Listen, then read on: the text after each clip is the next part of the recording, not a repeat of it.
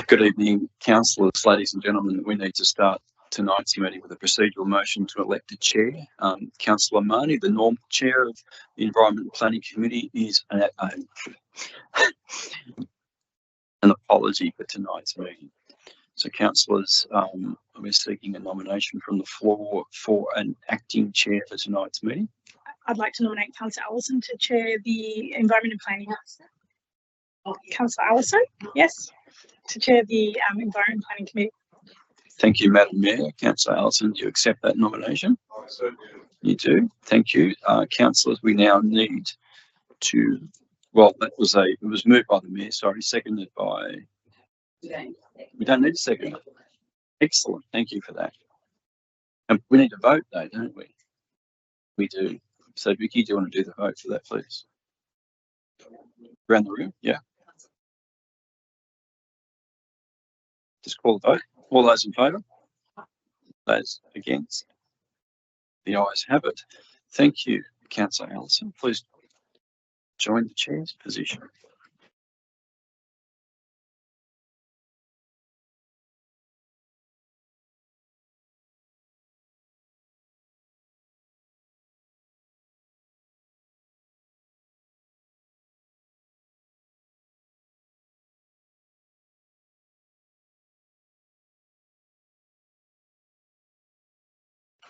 Good evening, everyone. Welcome to the Environment and Planning Committee. I declare the meeting open at 7:01. Acknowledgement of country. I'd like to acknowledge the Bidjigal people of the Eora Nation, who are the traditional custodians of all lands, waters and sky in the Georges River area. I pay my respect to elders past and present, and extend that respect to all Aboriginal and Torres Strait Islander peoples who live, work and meet on these lands. A leave of absence for this meeting was previously granted to Councillor Peter Marnie, and I have an apology from Councillor Lansbury. Are there any other apologies? There being no other apologies, go to request to attend. I'll move the motion that we accept the apology from Councillor Catherine Lansbury. Yes, sorry. And the leave of absence be granted. Okay, and seconded. You. Thanks, Councillor Johnson. And there were no requests to attend via audio. Yeah, there is. Okay. Okay. Yep. Okay. Just move around the room. All those in favour? The ayes have it. Notice of live streaming of council meeting. Staff and public are reminded this meeting is being recorded for minute taking purposes. Oh. Okay. We did that, yeah. Yeah. That was the apology. Oh, was it? Okay. Sorry. I'm failing here. We'll get there. We'll get there. It's like Dumb and Dumber. Which is which? I don't know. I've said that really. Best between body by all visual. Yep. Staff and public are reminded this meeting is being recorded for minutes. Sorry. We've got to go. Oh, Councillor so sorry. Okay. So we need a mover and seconder. Yep. Can I have a mover for that, please? Thank you. And the seconder. Johnson. Excellent. We can move on. Okay, we can. Yeah. Right. Yes. Staff and public are reminded that this meeting is being recorded for minute taking purposes and is also being broadcast live to the public on Council's website in accordance with Section 5 of Council's Code of Meeting Practice. The recording will be made available on Council's website. The order of business is as shown in the agenda, which has been made available.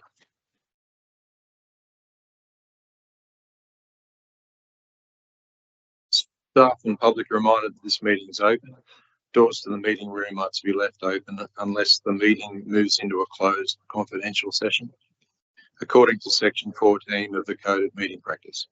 Only if the meeting moves into a closed confidential session will the public broadcasting of the meeting be suspended. Council's Code of Meeting Practice prohibits the electronic recording of meetings without the express permission of Council. Mobile phones must be turned to silent during the meeting. Disclosures of interest. Do any councillors have any interest to declare? No. I've already put mine through. That was for the previous, sorry. We go to the public forum, and the three speakers registered for tonight's meeting: David Fletcher, thank you, Dr. Ben Bowser, and Vicky Gahagias. Good submission. Okay. Okay. Yeah, just speaker number one is David Fletcher.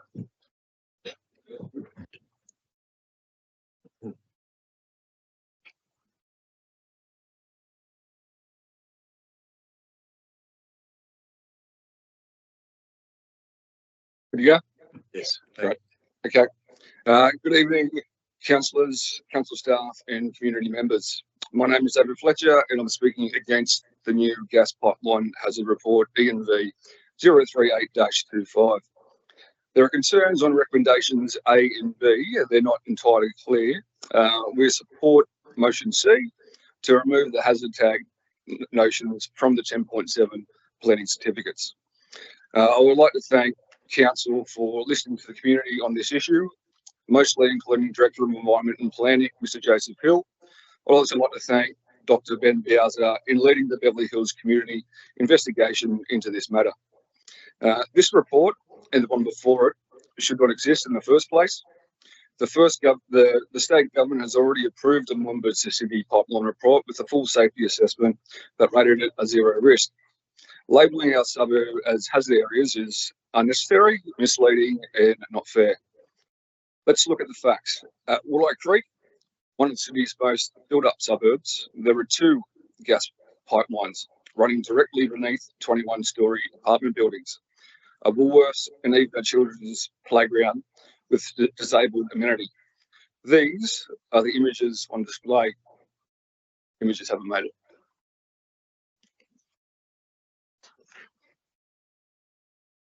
Everyday life continues safely there, right above the same pipeline that Georges River Council said is too dangerous.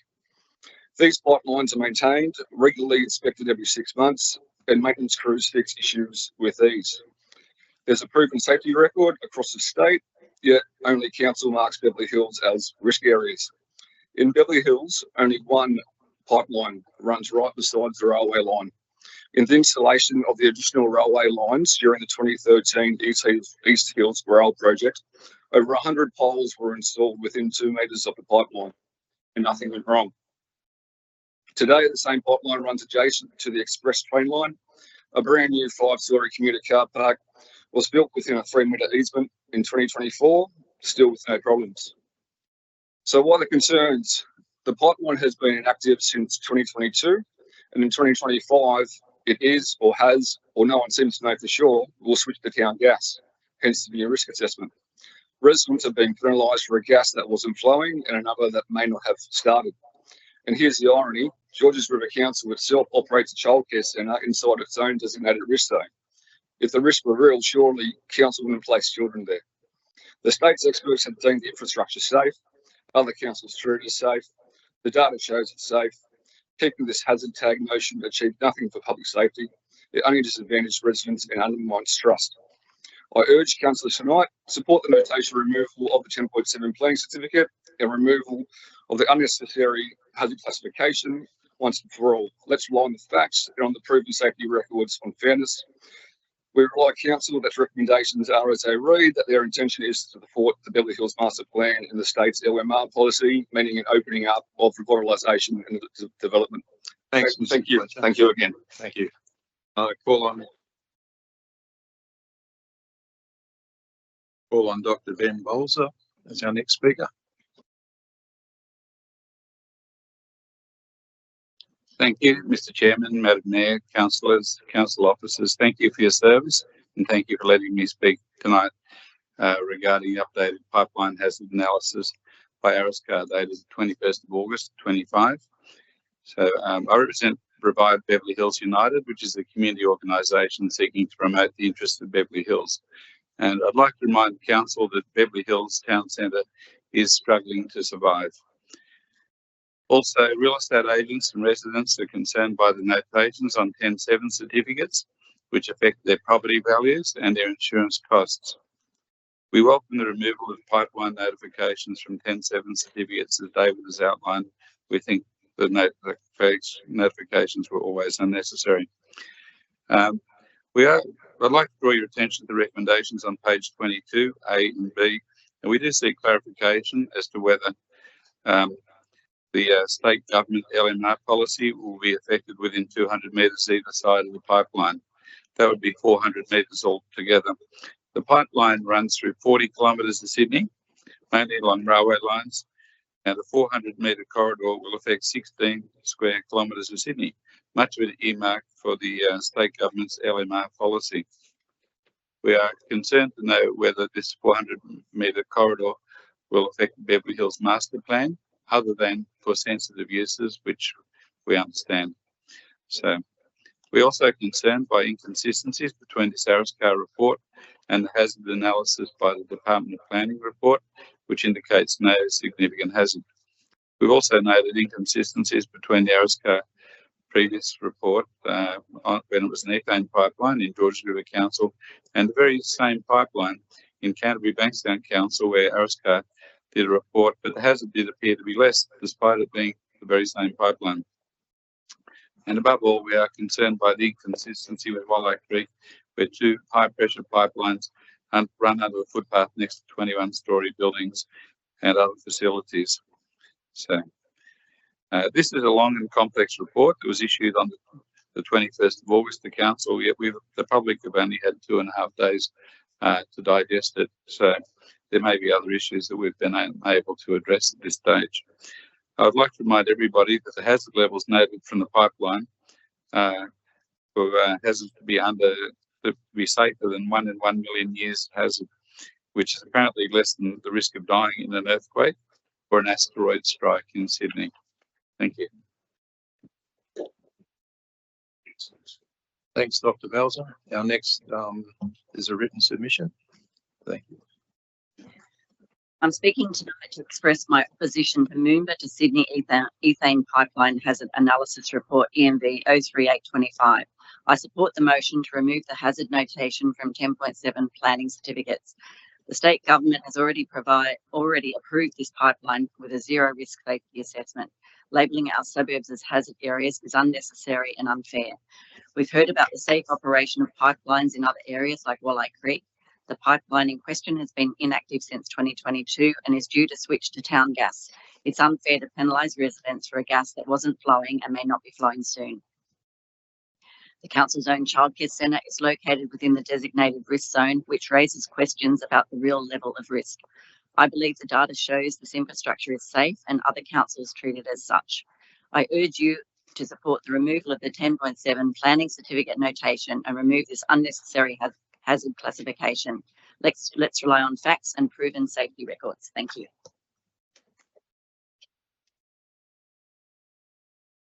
Okay, we go on to confirmation of the minutes of the previous meetings. ENV 036-25. Confirmation of the minutes of the Environment and Planning Committee meeting held on the 13th of October 2025. Happy to move that, Mr. Chair. And a second, please. Yep, thank you, Councillor Enzoy.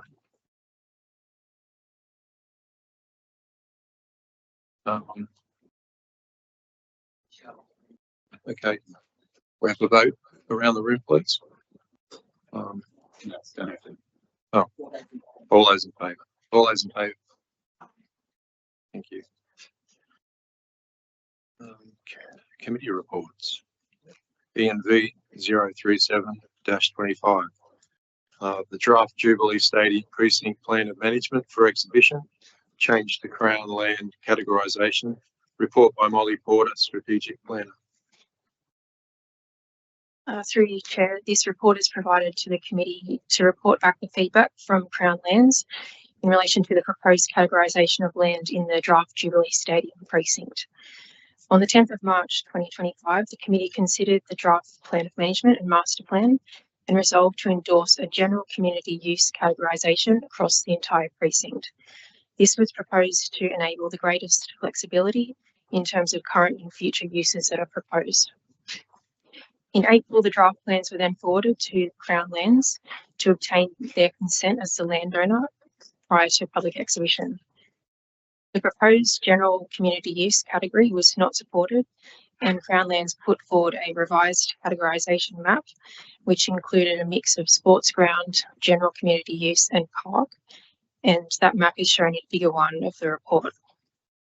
Council officers and consultants GHD who have been engaged on this project support the revised categorisation, and the draft plan of management has been updated and attached to the report.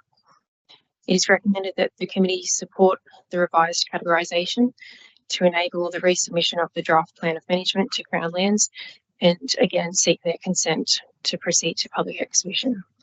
Thank you. Thanks very much, Molly. Call for a mover and a seconder. Have to move that. Yep. Thanks, Mayor.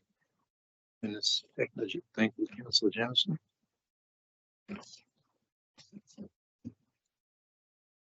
Mr. Chair, just a question of clarification. Through you to the staff. Just wanted to reiterate that the report states that the intended uses that council wanted to achieve with Jubilee in terms of that expanded use can still be achieved with the recategorisation. If you could just confirm that. Yes, that's correct, and Crown Lands have given us that assurance. Thank you. Thanks.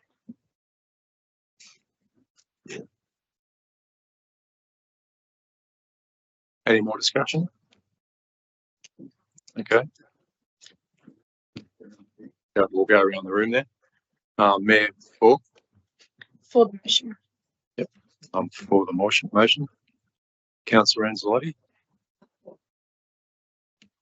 Councillor Tom Harper. For. Councillor Jamieson. For. Thank you. Yes, I did. So. Okay, we have. Yep, we just declared that. I declare that carried. Unanimously. Committee reports. The next one's EMB 037-25. Happy to move that, Mr. Chair.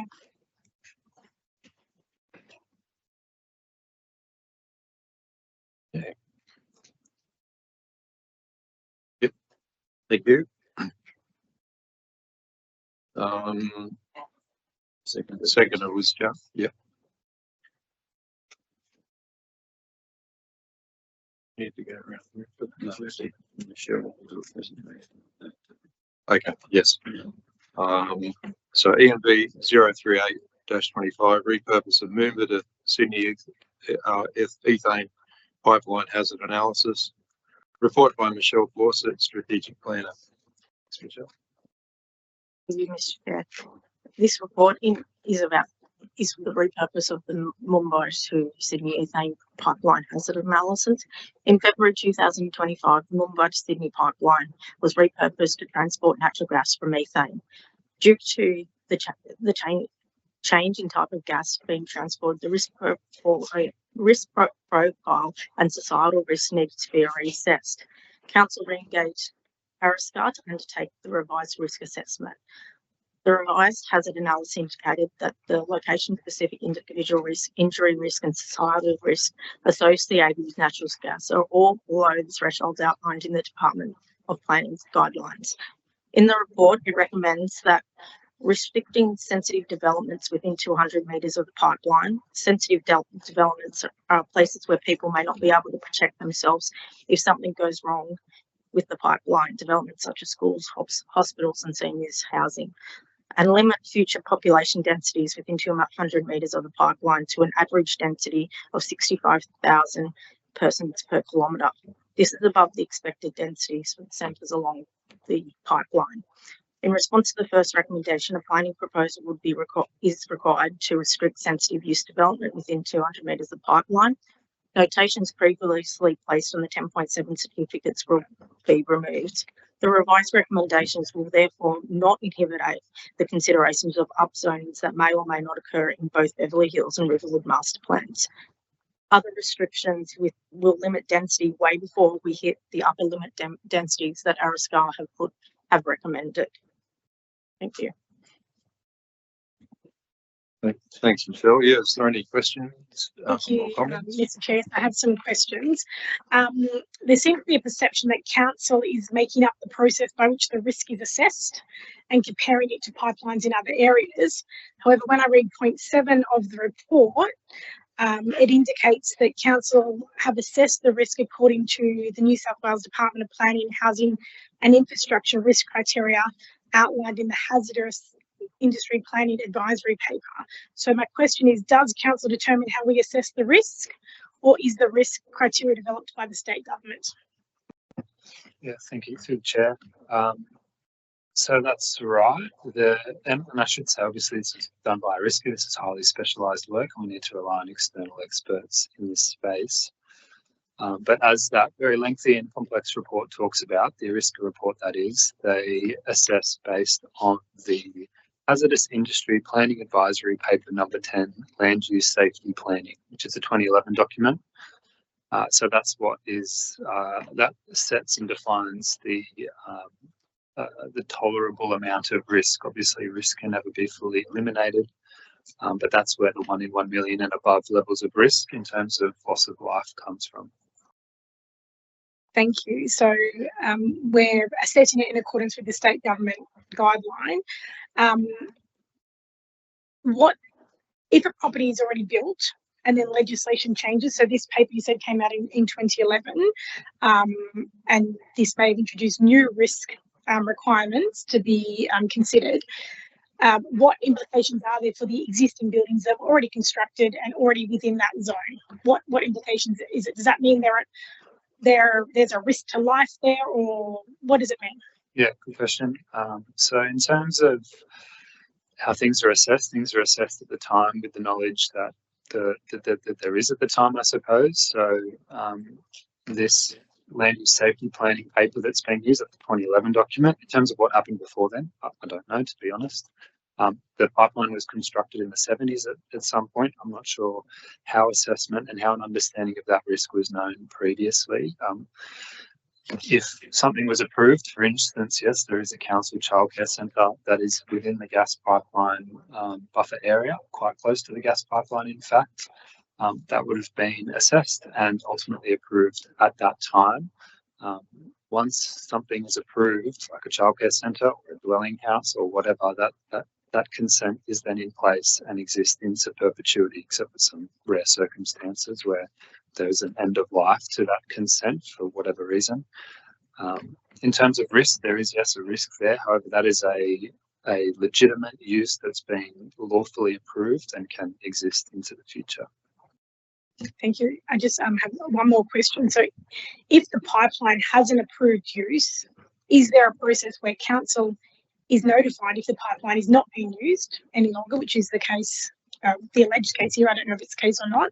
And if a pipeline was not being used but is approved to be used, which is the case here, I believe, what obligations does council have in relation to managing the risk of that pipeline? Are we managing it based on its approved use or whether it's actually being used or not? Yeah, sure.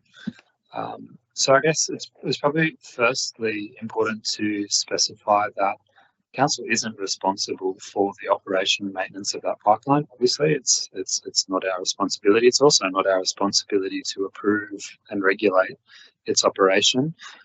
We can theoretically comment, like any member of the public, on the state-assessed approval processes that occur for instance, when it's switched from ethane to natural gas, but we're not ultimately the consent authority in that instance.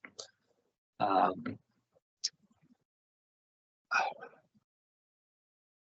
sorry, I've just lost my train of thought. My question was, what is our obligation relating to whether it's approved use or how it's actually being used? So if it's approved for the use of carrying ethane gas, even if the operator didn't use it, we may not know about that our obligations to be having consideration of its approved use. Yes, that's right. I suppose we don't know for sure if we haven't researched it just yet. It was approved in March this year, I think, to switch to natural gas. They undoubtedly spent a lot of time and money getting that approval through. I'd be very surprised if they don't use it. But we need to just work off the best information that we have. It's worth also noting, I think there's some commentary earlier in the public submissions in terms of the assessment of that change from ethane to natural gas. That was assessing the current situation, where what will the risk be on the current houses, jobs, populations, uses around the pipeline. What we've then done is looked at this technical study done so we can look at our future planning in terms of how much we can increase the population and the various different land use decisions we have to make into the future. So the Department of Planning assessed this proposal and deemed that they could switch to natural gas. Evidently, that's because it's less risky than what was in there. What we're now doing is we've got this Ariska study done to make sure that whatever we're planning into the future, and at the moment, importantly, that's the Beverly Hills Master Plan and the Riverwood Master Plan, is this going to be a blockage to potential density in those locations? The former Ariska study, it was a blockage to that density. Now it's not. The last thing I'd touch on, this isn't the question anymore, this is just something I forgot to mention earlier. Effectively, the only change now that we're looking at is to restrict sensitive uses within 200 metres. There's no cap on density. There is a theoretical cap on density, but that would be the most dense place in the entire LGA, and that's not going to happen for a variety of other reasons along that gas pipeline corridor, because there's not the supporting infrastructure, it's out of context with the current land uses there, etc. What Ariska have done, they have suggested we limit sensitive uses, not because it's beyond the risk appetite set by the state government legislation and advisory papers, but because, let me read this, it's in the executive summary of the Ariska report on page 4. So it says, although the department's individual risk criterion for sensitive use developments was not exceeded, this recommendation, that is limiting sensitive uses within 200 metres, is based upon the first of the qualitative criteria in that document, which is all avoidable risks should be avoided. Placing vulnerable individuals in close proximity to the pipeline could be avoided and warrant precautionary land use controls. And from our land use perspective, limiting childcare centres, schools, medical facilities within 200 metres of the pipeline is not a major impediment or issue, really. Those can easily be located in other places. But the good news is, in terms of just general density, residential or non-residential, there are not limitations now anymore.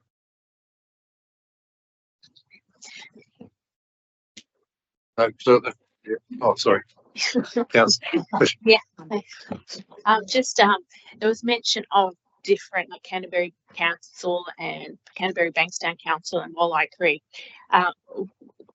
What's the situation there? Just in direct. What's the difference? Yeah, look, it's a good question. I mean, the short answer is I don't know. This report goes into an incredible amount of detail around weather events, topography, the existing built form and population makeup. So potentially there is differences in other places.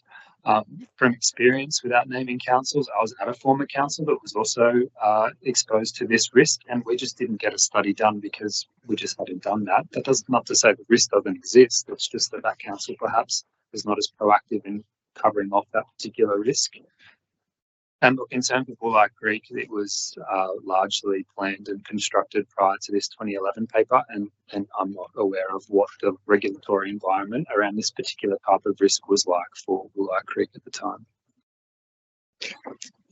Just a couple of questions. I think somebody mentioned, one of the speakers mentioned that there's inconsistencies between the reports.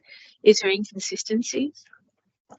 I think what was mentioned was inconsistencies with the supporting technical documents for the approval of the change of operations to the gas pipeline versus our report.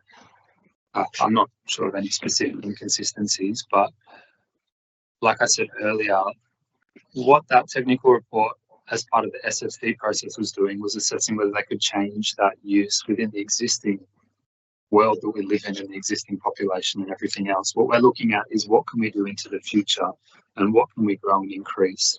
So perhaps that was what was being referenced. I'm not actually sure. Yeah. I've just got some more questions. In regards to residential, we're actually not being affected at the moment. Yeah, so this new report, like I said, that there is actually an upper limit, but it's so crazy dense that we're not going to reach that. So no, there's no real limitation on definitely within the existing planning controls, but then where we're looking at upzoning places through master planning processes, no, there's no restriction.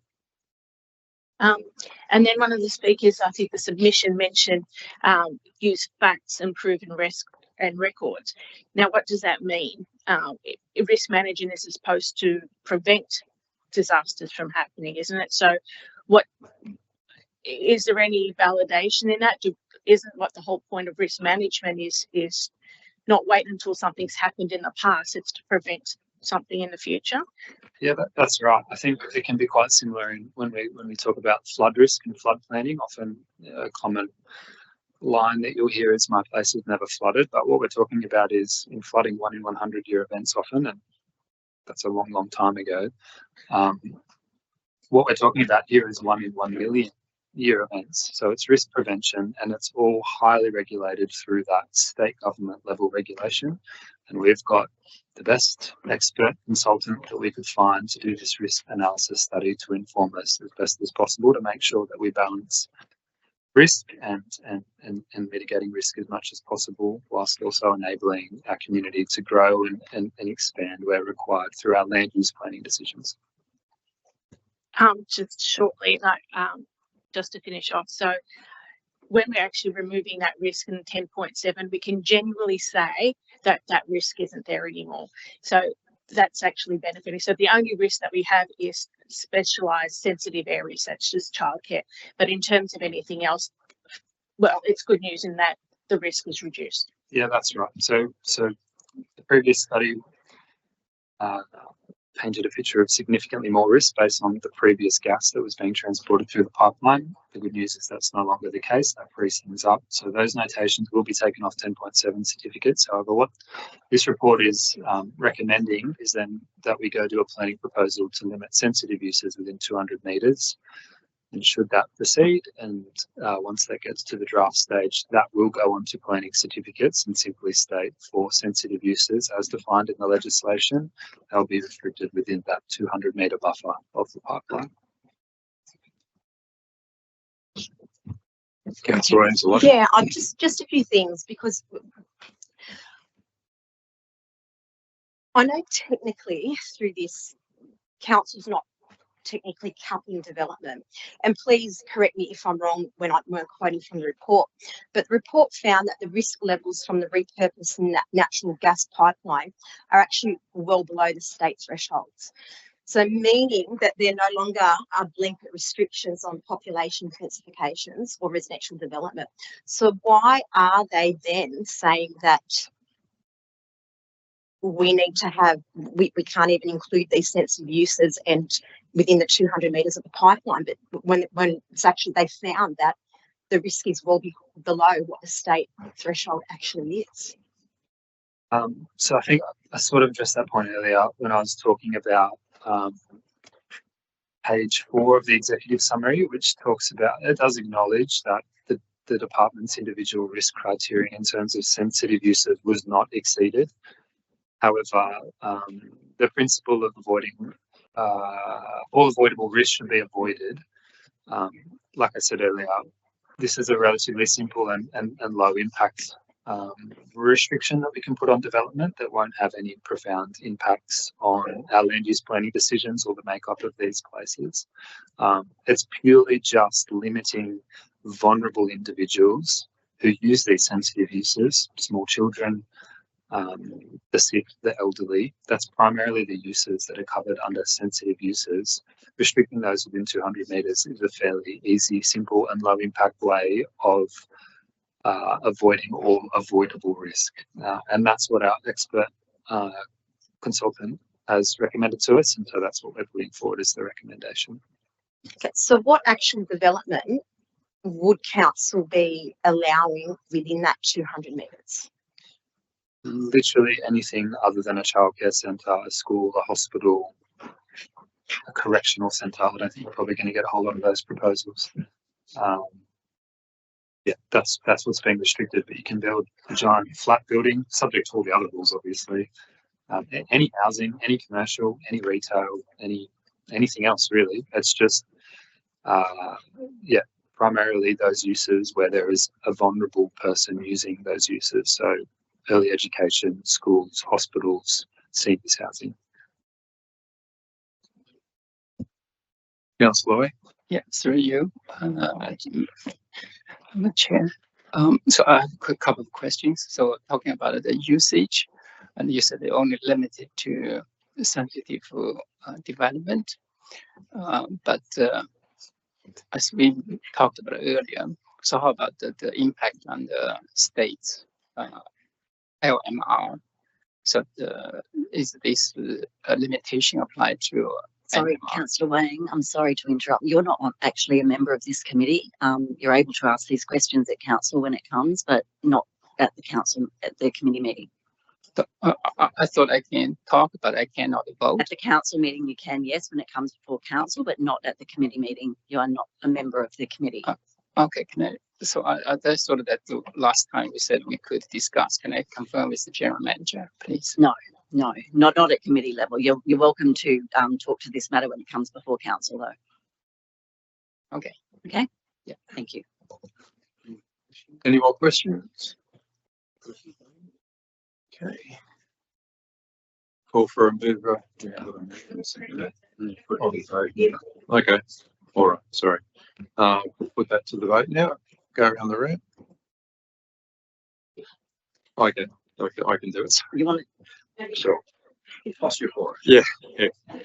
Mayor Borg. For. On 4. Councillor Anzalotti. for? Councillor Tomato. 4. Councillor Jamison. For. That's yep. Declare that carried unanimously. And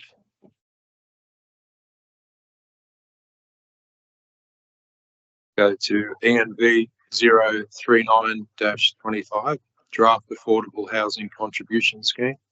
Report by Michelle Fawcett, strategic plan. Through you, Mr. Chair. Council has prepared an affordable housing contribution scheme in accordance with the department's guidelines.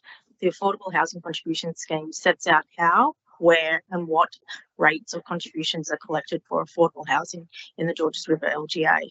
It provides developers certainty and transparency about how affordable rental housing contributions are determined. Feasibility study is completed by Hill PDA to ensure the viability of the scheme. And the draft affordable housing contribution scheme is recommended for a 2% affordable housing contribution for all new residential flat buildings and shop top housing, and a 2-year implementation delay from gazettal is recommended. This allows developers to adjust the feasibility and acquisition strategies before the scheme comes in. A planning proposal will be prepared to include the affordable housing contribution scheme in the Georges River local environmental plan, which will be presented back to council before forward to the department for gateway. Thank you. Thanks, Michelle. Any questions? I'll call for a mover and a seconder. Councillor Jamison, and a seconder, please. Okay, the Mayor Borg. Okay, go in the room. Mayor Borg. 4. On 4. Councillor Anzalotti. 4. Tomartha. 4. And Councillor Jamison. 4.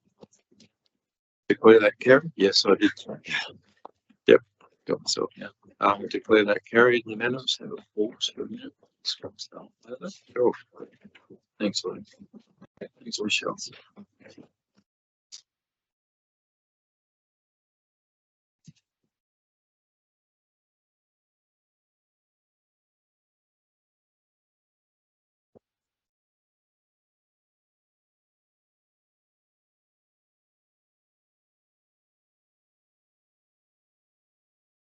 Okay.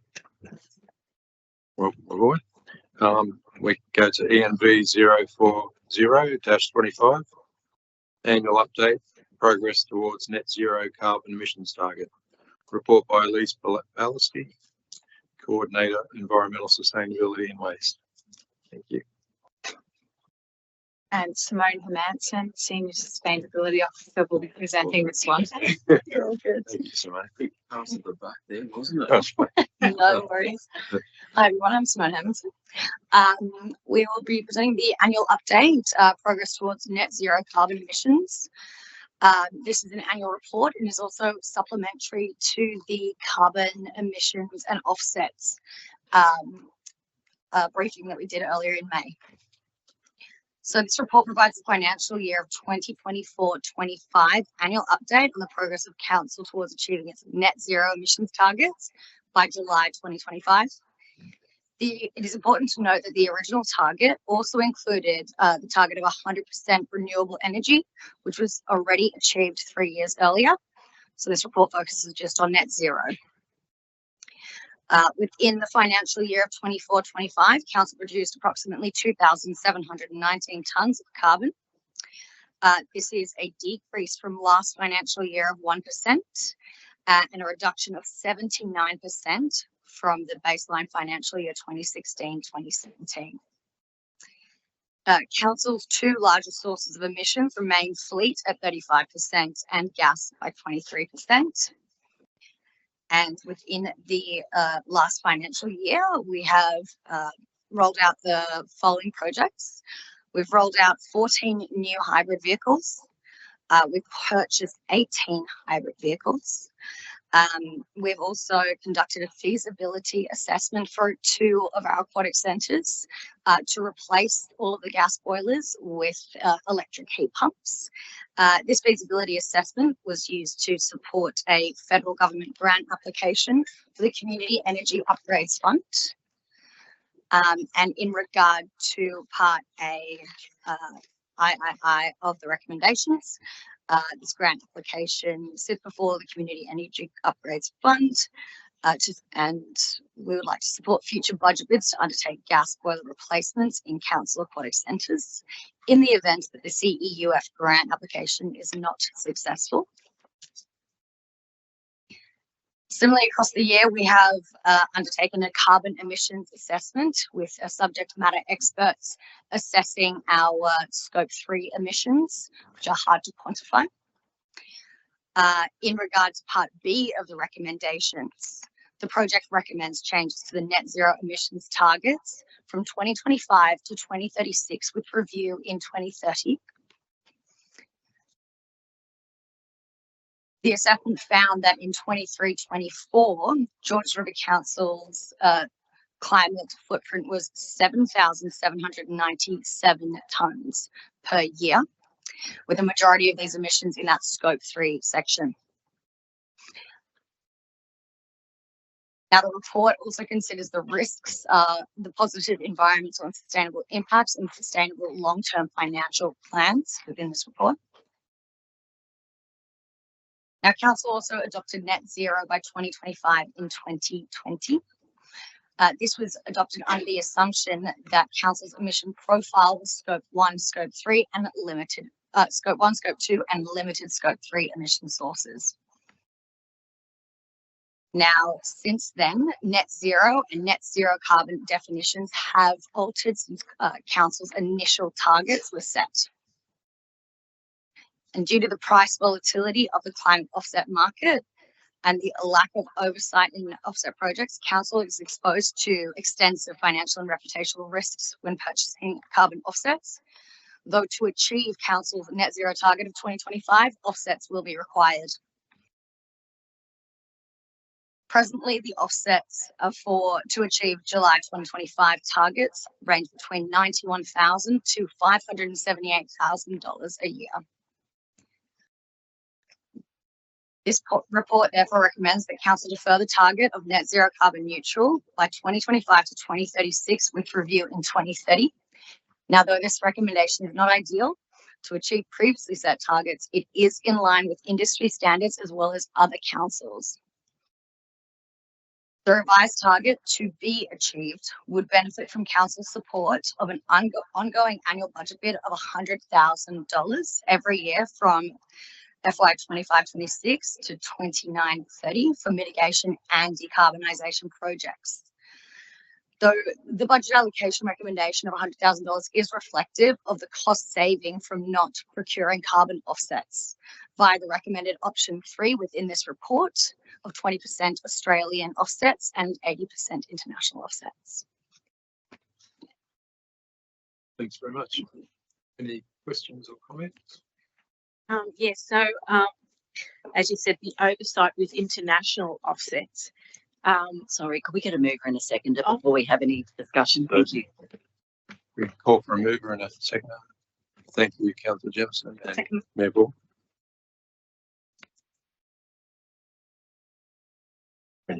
Yeah, sorry. So the issue and the reputational risk and the lack of oversight for international ones.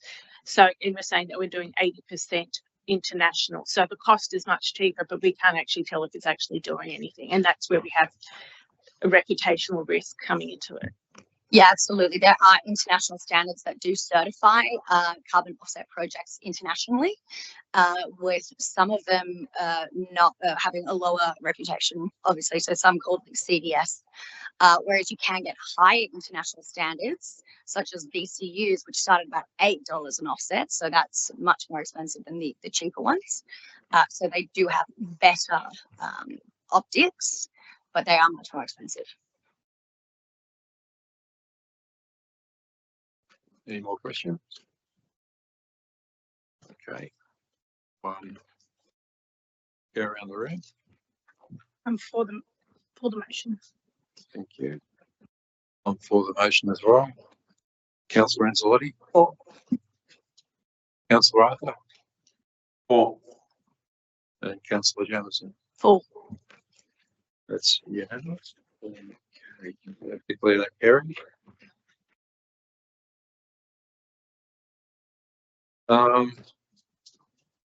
Now, if required, confidential. Oh, yeah, confidential attachment. Yeah. Yeah. So maybe you'd like to answer any question about the confidential attachment in that report is. Okay. Okay. Do we have any confidential questions on ENB 041-25 collection of food organics, garden organics, FOGO from businesses and institutions? Can we still have a summary that's not confidential? I think that then we'll know. Yeah, we just wanted to determine whether we need to move confidential before we progress. Yeah, We don't need. I have no questions on the confidential item. We can have a brief discussion. Yeah. So, okay. Yeah, that'd be a good idea. Okay. Yeah. Councillor Jamieson moving. I'll second. And second. Okay. Abel. Elise will give an update on this. Yep. Thanks, Elise. Good evening. Just a quick summary of the information that I can share from the confidential attachment to this report regarding FOGO collections in businesses and institutions. So the report is in response to a March 2025 resolution of council to for the general manager to provide a report to council on the feasibility of developing an accelerated FOGO action plan for businesses and institutions.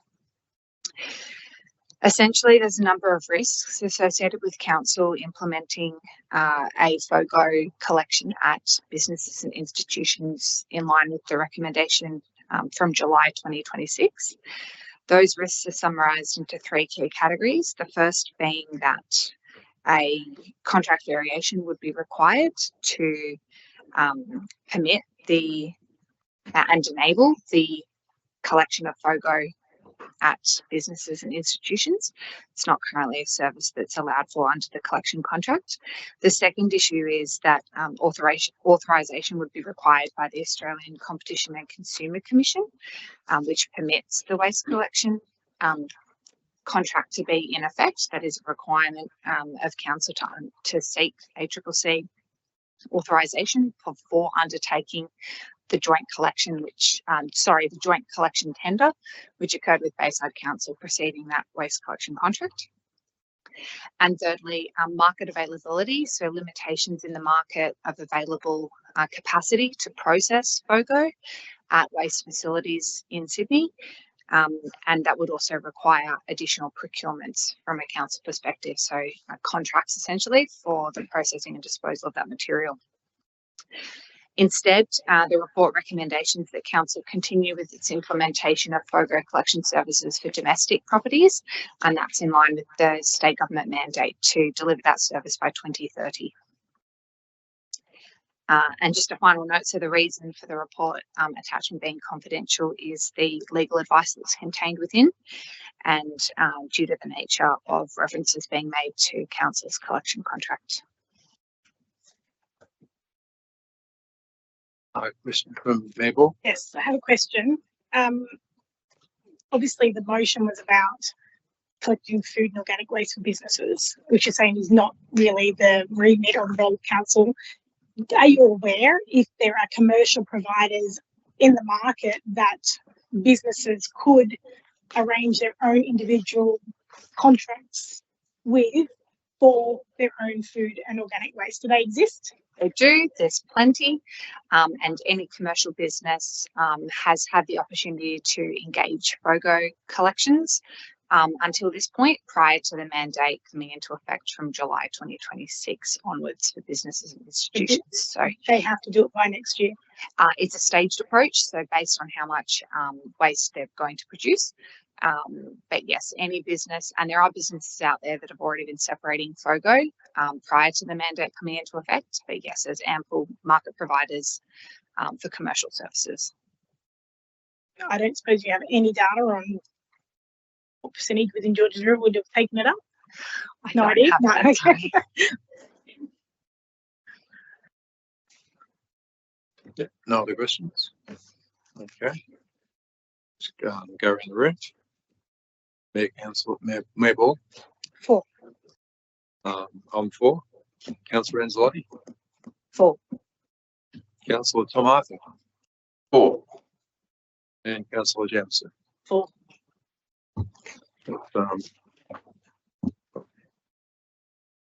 Yeah, what did you say again? Sorry, meeting closed. Oh, okay. Right, the meeting. There being no other business on the agenda, I declare this meeting closed at 7:52. Thank you very much.